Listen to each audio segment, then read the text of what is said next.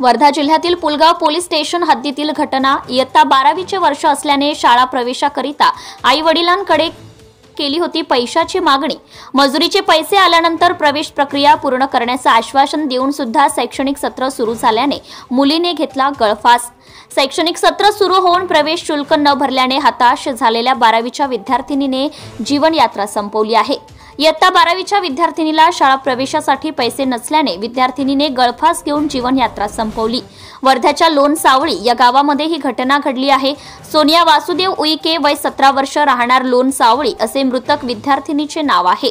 इयत्ता 12वीचे वर्ष असल्याने विद्यार्थिनीने शाळा प्रवेशासाठी आई वडिलांकडे पैशाची मागणी केली होती। मजुरीचे पैसे आल्यावर प्रवेशाची प्रक्रिया पूर्ण करण्याचे आश्वासन सुद्धा आई वडिलांनी दिले होते। शैक्षणिक सत्र सुरू होऊन प्रवेश प्रक्रिया पूर्ण करू न शकल्याने हताश झालेल्या विद्यार्थिनीने अखेर गळफास घेत जीवनयात्रा संपवली आहे। म्हणून घटनेची माहिती पुलगाव पोलिसांना कळवली असता पोलिसांनी घटनास्थळी दाखल होत या घटनेचा पंचनामा करीत नोंद घेतली असून पुढील तपास पोलीस करीत आहेत। 10व्या वर्गात सोनियाला 74% मार्क असून सोनिया हिला 12वी वर्गाच्या प्रवेश प्रक्रिया पूर्ण करायची होती। 12वीचे वर्ष होते। प्रवेश प्रक्रियेसाठी कुटुंबियांना तिने पैसे मागितले, परंतु गरिबीची परिस्थिती असल्याने आई वडिलांनी सोनियाला 2-3 दिवसात मजुरीचे पैसे आल्यावर देतो असे सांगितले, परंतु 4 जुलै रोजी आई वडील भाऊ कामावर निघून गेल्यानंतर घरी कोणीच नसल्याचं पाहून सोनियाने गळफास घेऊन जीवनयात्रा संपवली आहे।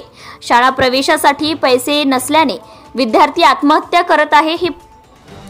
हे पूर्वगामी महाराष्ट्रासाठी लाजिरवाणी बाब आहे।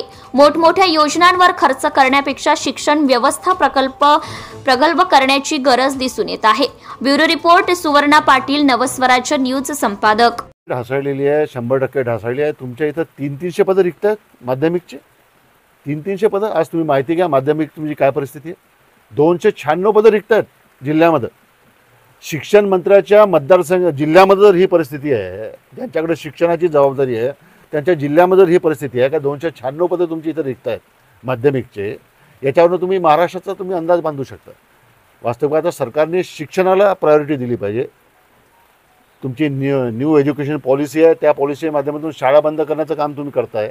जिथं विद्यार्थी कमी आहे तिथल्या शाळा बंद करण्याचं नियोजन सध्या सरकार करते। मला वाटतं याच्यापेक्षा दुसरी शोकांतिका नाही। सावित्रीबाई फुले, ज्योतिबा फुले या महाराष्ट्रातून निर्माण झाले। त्यांनी या महाराष्ट्राला शिक्षणाचा अधिकार दिला, महाराष्ट्रातल्या मुलींना शिक्षणाचा अधिकार दिला। त्यामुळे माझी अशी अपेक्षा राहील की याचा पुनर्विचार गव्हर्नमेंटने केला पाहिजे। 11वी झाली होती तिची, 12वीला आता पुढे ॲडमिशन करायची होती न्यू इंग्लिश कॉलेजला। याच्यावर तर दुसरं काहीच नाही, दुसरा कोणता वाद नव्हता, फक्त तेच गोष्ट होती का बा ॲडमिशन करायची आहे। तर आम्ही तिला ढकलत गेलो पैसा नसल्यामुळे, बाकी तर काही नाही। किती वर्ध्यामध्ये शिकत होती? 5 वर्ष। 10वी झाल्यावर 11वी 10वी इथंच झाली वायपडमध्ये आणि 11वीला तिथं। अशा घटना म्हटलं होतं का माझी ॲडमिशन करायची आहे बा। आम्ही तिला थांबवलं, थांबा सध्या आमच्याकडे पैसे नसल्यामुळे, पैसे आल्यावर करून टाकू असे 15 दिवस त्याच्यावरून लोटून गेले। 2-3 वेळा म्हटलं होतं, बाकी तर काही नाही। काय नेमकी घटना घडली होती? ह्या दिवशी काहीच नाही घडलं। कशी आत्महत्या केली, म्हणजे कुठे केली? घरीच बाथरूम आहे, बाथरूममध्ये। Subscribe now and press the bell icon. Never miss an update.